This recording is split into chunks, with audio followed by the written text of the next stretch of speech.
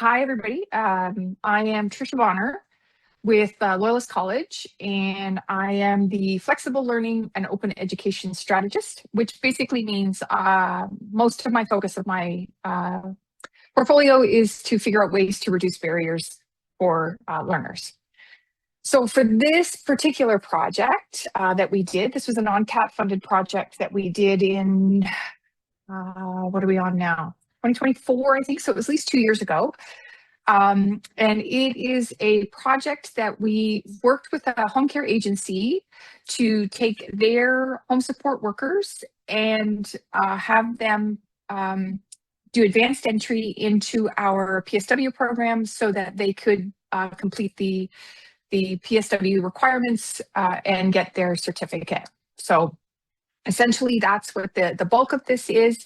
What I'm going to try and do in about 15 minutes is tell you how we did that. And then, of course, we'll have some opportunity for questions. But the way things keep going, if anybody wants to reach out to me afterwards, I'm always happy to chat and talk about this project and other aspects of PLAR. So as I mentioned, we worked with the healthcare agency and they worked with their home support workers. We were able to bring in the learners in cohorts. So instead of doing individual PLAR assessments on each participant, we did a bulk PLAR that was an agreement between the agency and between Loyalist College. We then customized a program that looked at what competencies they already had, where their trainings and work that they had done with the home care agency or the healthcare agency, where that aligned with our PSW program. And then we looked at the gaps. And from there, we created essentially a customized 12-week program. And so the participants were able to graduate in 8 months graduate in 12 weeks versus the 8 months.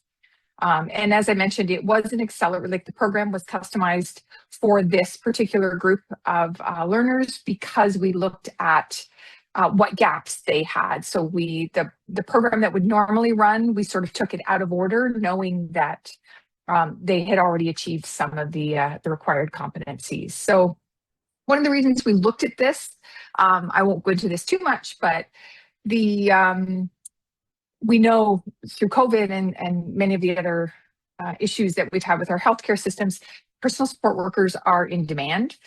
Their roles are changing, they're going into more homes, but they need to have a specific set of skills to do some of the work that they have been, that they have done in the past.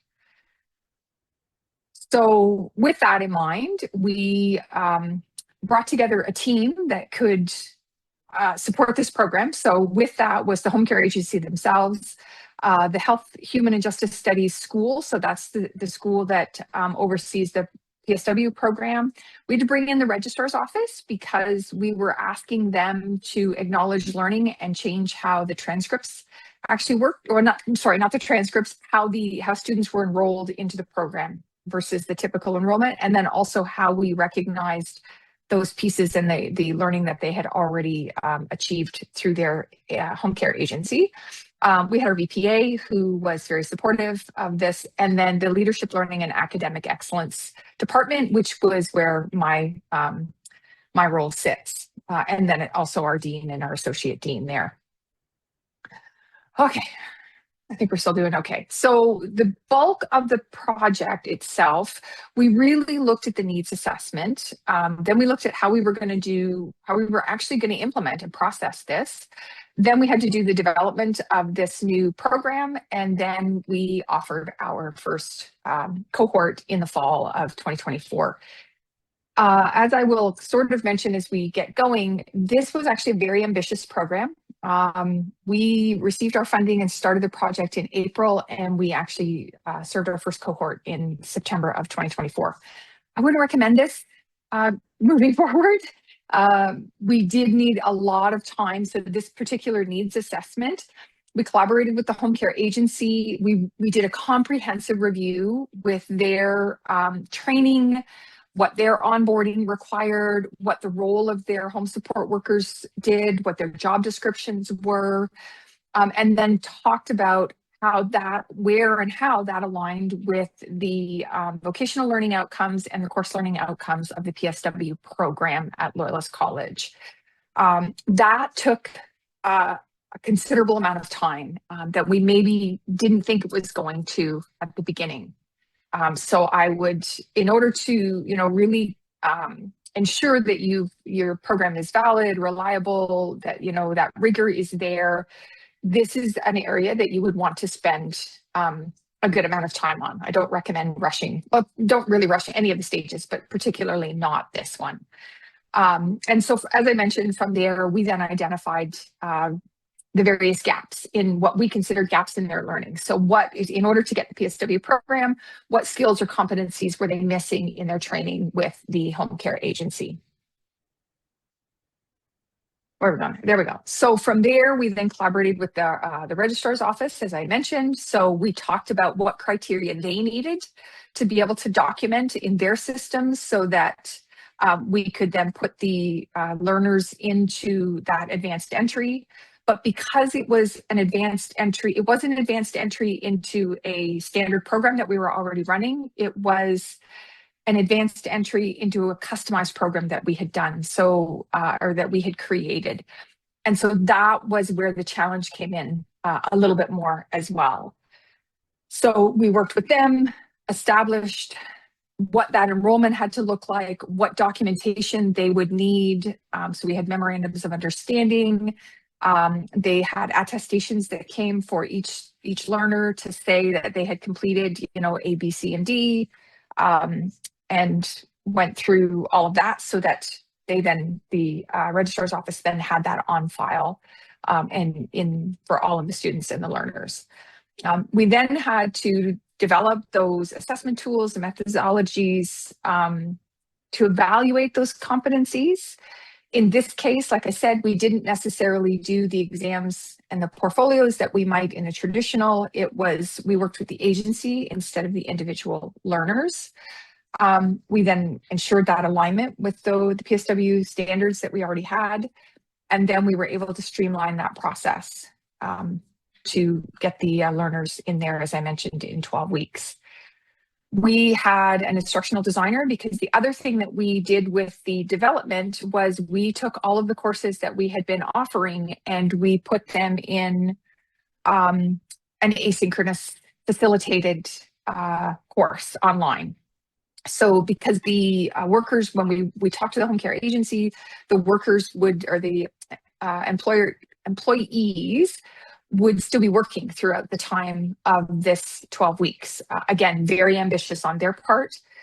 So we wanted to be able to create the programs so that they would be flexible to them, but that they would still also get the support that they need during any kind of learning. So we had subject matter experts that were brought in for the PSW. So while I am an instructional designer and I am not a PSW and I don't have a background in personal support work. So we brought in our subject matter experts for that.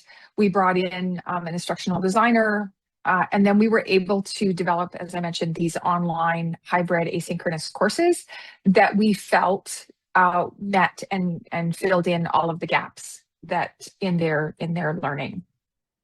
The one thing I think I forgot to mention, eventually we did also bring in facilitators for every one of those courses. So we ended up running 5 courses.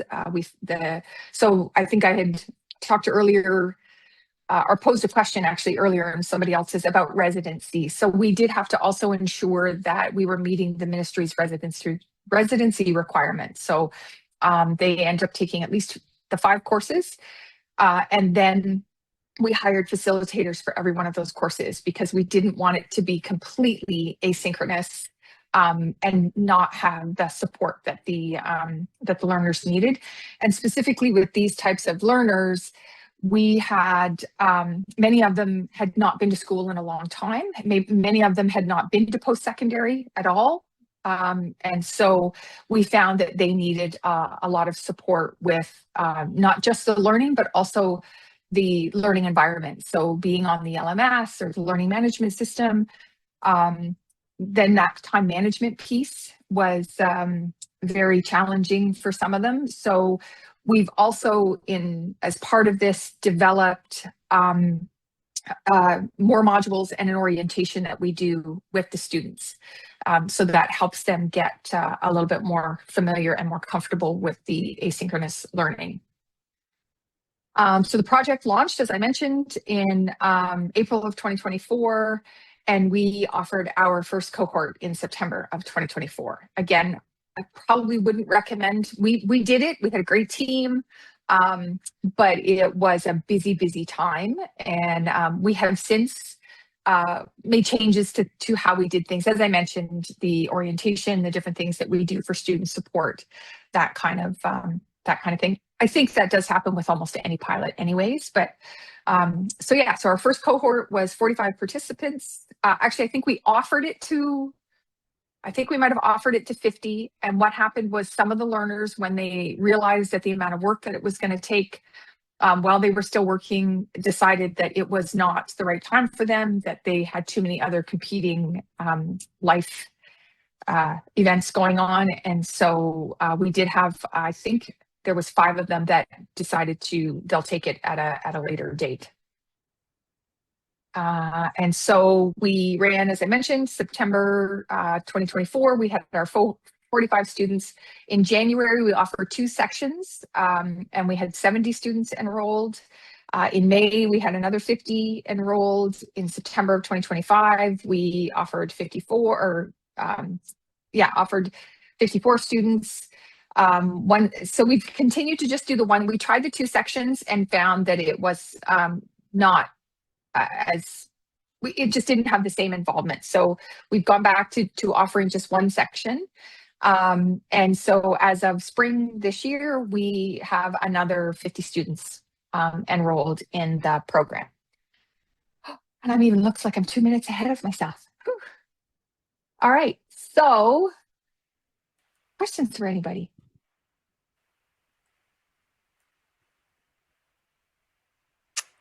Don't see any hands up. Sorry, put myself back on camera. Oh, there we go. Is Yogesh? Oh, sorry, Daphne has one, and then Yogesh. Hi, Tricia. Thank you so much. Hey, Daphne. Tricia, you may not be able to answer this, but maybe you can. Can you tell us about the reactions of some of your senior leadership or people in the community beyond paramed, or things like anything like that to this? Like if I were among senior leadership at Loyalist and saw these numbers, I would be dancing a jig and saying that everybody should be doing something like this. So I can't necessarily speak to the whole community. I know we did have another agency that came forward to talk to us about this. Unfortunately, at that time, they didn't realize the amount of work that it was going to take, or maybe fortunately, we brought them up to speed on what that amount of work, and they were trying to do it in an even shorter time span. But they did not have the same rigorous onboarding and training that Paramed had. And Right. So when we talked about what that might look for them, they were like, okay, yeah, we need to look in a different direction. And so I'm not 100% sure where they ended up going with that.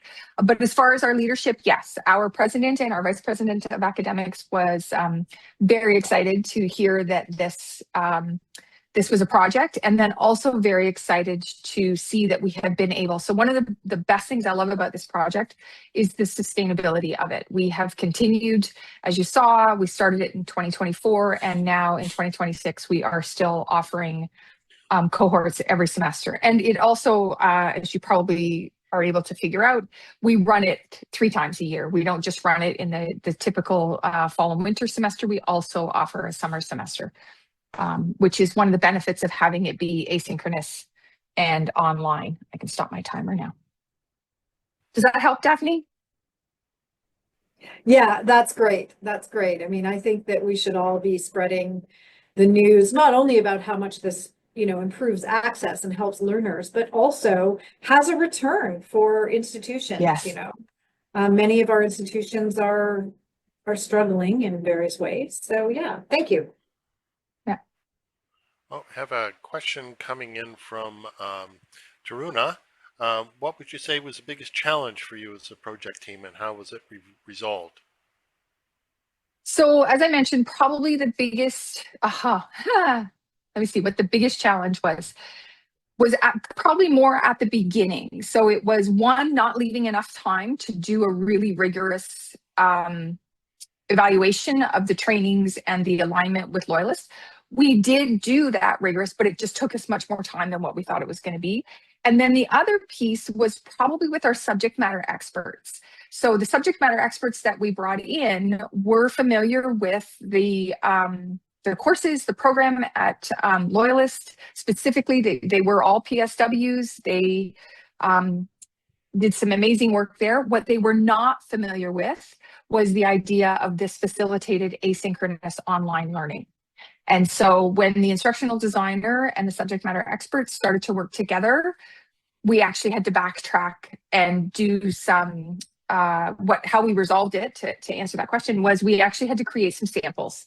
And so we then were able to show the subject matter expert what that content was going to look like, what the interactions would look like, what that engagement would look like, and what the role of the facilitator would be. And once she was able to understand that better, then she was able to change how she worked with the instructional designer, and the same for the instructional designer.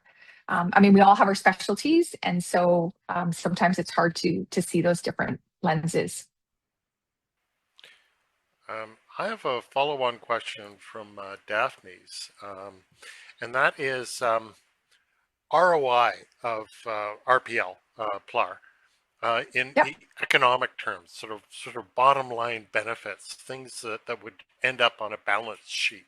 And I'm just sort of wondering, and maybe I'm sort of throwing this out towards ONCAD as well, is to say, do we need some dismal scientists to talk about the enlightened self-interest that RPL might have for post-secondaries, where it can bring you, this many benefits and maybe even bring socioeconomic benefits to an area. Are you aware of anything like that, Tricia, that's underway? I don't know of anything specifically. We have talked about doing a follow-up project to this project where we might actually look at more of the research side of it. So similar to what you're talking about, Dawn, like what are the benefits? What have the benefits been to the communities that have these PSWs now working? What's been the benefit to Loyalist College? I can also tell you one of the benefits, one of the benefits that we weren't necessarily looking at was the benefit to the subject matter expert. Because she's also now taking some of those things that she learned about online delivery and applying it to her courses, her daytime courses. So she's developed resources and supplemental material that we developed over here in the asynchronous. And she's like, can I use that in my class? And it's like, of course you can. It's the same material. And so she's now able to, in a more comfortable and confident way, able to do a high flex type of delivery versus the traditional face-to-face delivery that she was doing before. So that was one of those areas that we weren't necessarily, but just to answer that, yes, I don't know of anything specifically, Dawn, but it is something that we are looking at doing a formal research on what has happened with some of these people, what has happened in their lives, what has happened in their communities, as well as what has happened within the college. What have been some of the benefits, but and we'll maybe see. that's for the CAPLA agenda ongoing. So that would be great to get further into that. Okay, well, Yeah. thank you very much, Tricia. Thanks for joining us on this